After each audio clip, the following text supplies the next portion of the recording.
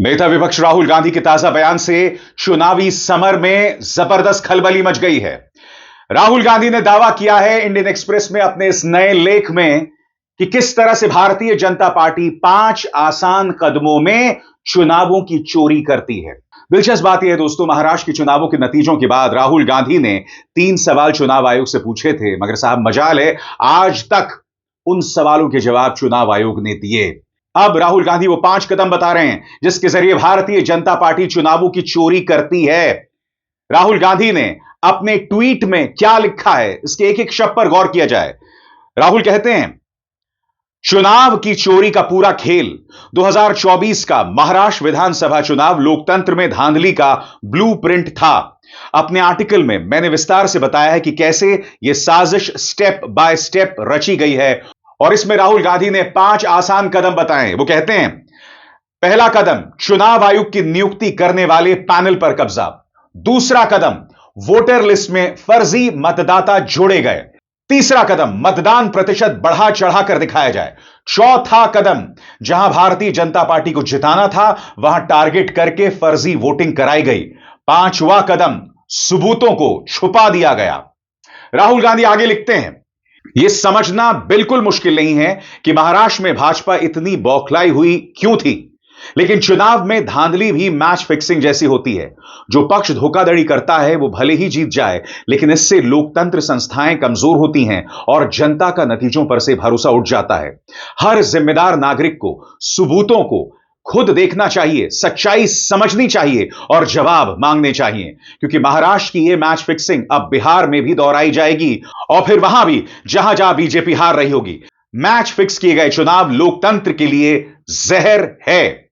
दोस्तों याद कीजिएगा, इसी मंच पर मैंने आपके सामने कम से कम आधा दर्जन मिसालें दिखाई थी जहां कैमरे पर भारतीय जनता पार्टी समर्थक 5-5 बार वोट मांग रहे थे, अपने बच्चे के साथ भोपाल के एक पोलिंग बूथ में वोट डाल रहे थे। इसके अलावा एक व्यक्ति ने तो पूरे पोलिंग बूथ को ही हैक कर लिया था और वहां से फेसबुक लाइव कर रहा था। और ये वो मिसालें जो पकड़ी गई। कल्पना कीजिए ऐसी ढेरों मिसालें होंगी जहां लोगों ने उसे कैमरे पर कैप्चर नहीं किया था। अंदाजा लगाया जा सकता है कि लोकतंत्र और चुनाव किस कदर इन दावों के बाद, उन सबूतों के बाद खोखले साबित हो रहे थे।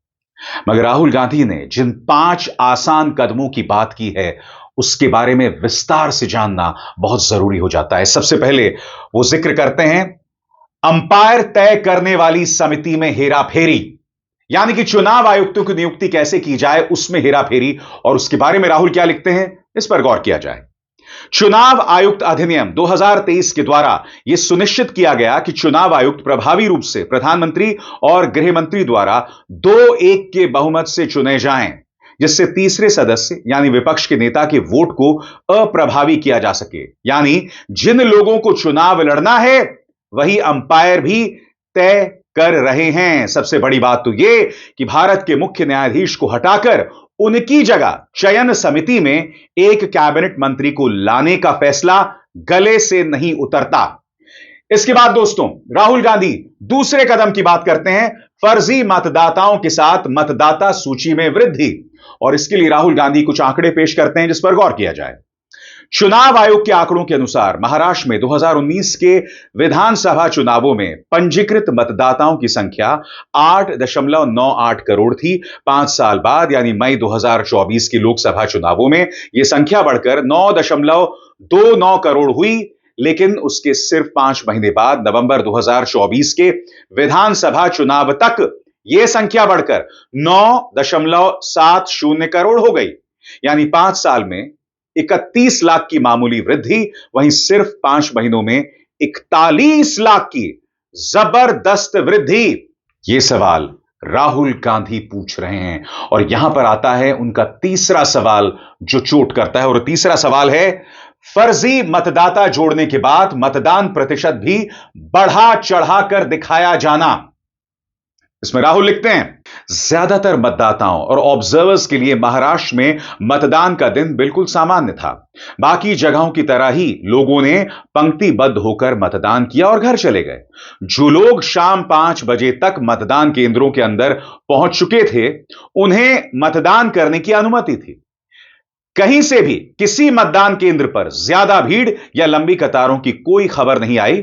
लेकिन चुनाव आयोग के अनुसार मतदान का दिन कहीं अधिक नाटकीय था। शाम 5 बजे तक मतदान प्रतिशत 58.22% था। हालांकि मतदान खत्म होने के बाद भी मतदान प्रतिशत लगातार बढ़ता रहा। अगली सुबह जो आंकड़ा सामने आया वो 66.05% था, यानी 7.83% की अचानक बढ़ोतरी। और राहुल गांधी पूछ रहे हैं कि ऐसा हो कैसा रहा है, और यहां पर वो क्रिकेट की शब्दावली का इस्तेमाल करते हैं, डोनाल्ड ब्रैडमैन का इस्तेमाल करते हैं। दोस्तों, वो डोनाल्ड ब्रैडमैन जिनका टेस्ट में एवरेज लगभग 100% था। राहुल गांधी का चौथा मुद्दा, चुनिंदा जगहों पर फर्जी वोटिंग ने बीजेपी को ब्रैडमैन बना दिया। राहुल लिखते हैं, इनके अलावा भी कई और गड़बड़ियां हैं। महाराष्ट्र में करीब 1 लाख बूथ हैं, लेकिन नए मतदाता ज्यादातर सिर्फ 12,000 बूथों पर ही जोड़े गए। ये बूथ उन 85 विधानसभा के थे जहां भाजपा का पिछले लोकसभा चुनावों में बुरा प्रदर्शन था। मतलब हर बूथ में शाम 5 बजे के बाद औसतन 600 लोगों ने वोट डाला। अगर मान लें कि हर व्यक्ति को वोट डालने में 1 मिनट भी लगता है, तब भी मतदान की प्रक्रिया 10 घंटे तक और जारी रहनी चाहिए थी। लेकिन ऐसा कहीं नहीं हुआ। ऐसे में सवाल यही है कि ये अतिरिक्त वोट कैसे डाले गए। जाहिर है इन 85 सीटों में से ज्यादातर पर एनडीए ने जीत दर्ज की। चुनाव आयोग ने मतदाताओं की इस बढ़ोतरी को युवाओं की भागीदारी का स्वागत योग्य ट्रेंड बताया। राहुल आगे सवाल पूछते हैं कि यह ट्रेंड सिर्फ 12,000 बूथों तक सीमित रहा, बाकी 88,000 बूथों में नहीं। राहुल पूछ रहे हैं कि भैया ऐसे कैसे होता है, यानी कि शर्तों के साथ मतदान कैसे हो सकता है। राहुल बहुत विस्तार से सवाल पूछ रहे हैं, मगर अफसोस चुनाव आयोग इन सवालों के जवाब नहीं दे रहा है, क्योंकि इससे पहले भी उन्होंने 3 सवाल किए थे, उनके जवाब नहीं दिए गए थे। और यहां से जुड़ता है राहुल का 5वां मुद्दा, जिसमें वो ये दावा कर रहे हैं कि किस तरह से सबूतों को हटाया गया। बकौल राहुल गांधी, सबूतों को छुपाने की कोशिश। और यहां पर राहुल गांधी कहते हैं, चुनाव आयोग ने विपक्ष के हर सवाल का जवाब या तो चुप्पी से दिया या फिर आक्रामक रवैया अपनाकर।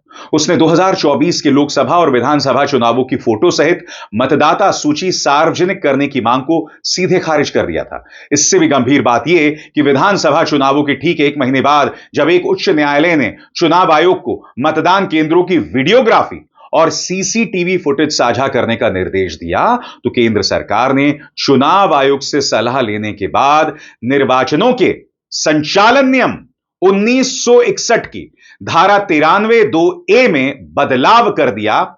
और इस बदलाव के बाद क्या हुआ? इस बदलाव के जरिए सीसीटीवी और इलेक्ट्रॉनिक रिकॉर्ड्स तक पहुंच को सीमित कर दिया गया। यह बदलाव और इस समय दोनों ही अपने आप में बहुत कुछ बयां करते हैं। हाल ही में एक जैसे या डुप्लीकेट ईपीआईसी यानी एपिक नंबर सामने आने के बाद फर्जी मतदाताओं को लेकर चिंताएं और गहरी हो गई थी। हालांकि असली तस्वीर तो शायद इससे भी ज्यादा गंभीर है। और आगे बढ़ने से पहले एक जरूरी संदेश, मेरे कार्यक्रमों के लिए आप नोटिफिकेशन का इंतजार मत कीजिए। मेरे चैनल में जाइए और खुद जाकर कार्यक्रम देखिए और रहिए अपडेटेड। और हां, ज्वाइन कीजिए मेरा चैनल, देखिए यह जरूरी संदेश। स्वतंत्र और आजाद पत्रकारिता का समर्थन कीजिए, सच में मेरा साथी बनिए। बहुत आसान है दोस्तों, इस ज्वाइन बटन को दबाइए और आपके सामने आएंगे ये 3 विकल्प, इनमें से एक चुनिए और सच के इस सफर में मेरा साथी बनिए। मगर मुद्दा ये कि राहुल गांधी के इन सवालों का जवाब कब दिया जाएगा। याद कीजिएगा, सुप्रिया सुले और संजय राउत के साथ उन्होंने 3 सवाल किए थे। कौन से 3 सवाल? पहला आपकी स्क्रीन पर, सबसे पहला सवाल, 5 साल में जितने वोटर लिस्ट में ऐड किए गए थे, उससे ज्यादा वोटर महाराष्ट्र में 5 महीनों में ऐड हुए हैं। दूसरा, गौर किया जाए, बहुत महत्वपूर्ण सवाल, महाराष्ट्र का पॉपुलेशन सरकार के मुताबिक, महाराष्ट्र का अडल्ट पॉपुलेशन सरकार के मुताबिक 9.54 करोड़। महाराष्ट्र का adult population 9.54 crore. Election commission के मुताबिक महाराष्ट्र में 9.7 करोड़ वोटर्स हैं। इसका मतलब इलेक्शन कमीशन कह रहा है, देश की जनता को कह रहा है, देश के युवाओं को कह रहा है कि महाराष्ट्र में एडल्ट पॉपुलेशन से ज्यादा वोटर्स हैं। और तीसरा, इसका भी जवाब नहीं मिला। सुने तीसरा सवाल, यह एक उदाहरण है। कामठी विधानसभा, यहां पे कांग्रेस पार्टी को लोकसभा में 1.36 लाख वोट मिला है। विधानसभा में तकरीबन उतना ही वोट हमें मिला, 1.34 लाख। यह चुनाव हम जीते, लोकसभा वाला। लोकसभा के चुनाव में बीजेपी को 1.19 लाख वोट मिलता है। इस कंस्टिट्यूएंसी में 35,000 नए वोटर्स ऐड होते हैं और वो 35,000 के 35,000 वोटर सीधे बीजेपी के खाते में जाते हैं और बीजेपी चुनाव जीतती है। यह एक उदाहरण है, ऐसे महाराष्ट्र में अनेक उदाहरण हैं।